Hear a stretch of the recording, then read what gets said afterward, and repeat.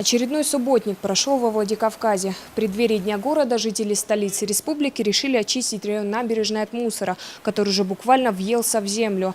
Пластиковые бутылки, полиэтиленовые пакеты и окурки волонтерам пришлось выпалывать вместе с травой. Попытку привести самое популярное место отдыха в порядок уже предприняли на прошлой неделе. Однако сделать это за один день не получилось. В этот раз, вооружившись метлами и лопатами, на улицу вышли члены организации «Здоровая Осетия».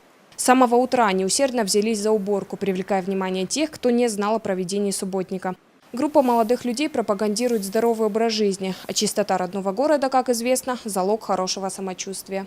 Мы представляем здесь, на этом месте, организацию «Здоровая Осетия». Мы здесь для того, чтобы навести чистоту в этом городе, потому что нам не безразлично, как будет выглядеть наш город, наша республика и наша страна. Чистота – залог здоровья. Это пословица известна всем. Мы полностью с этим согласны.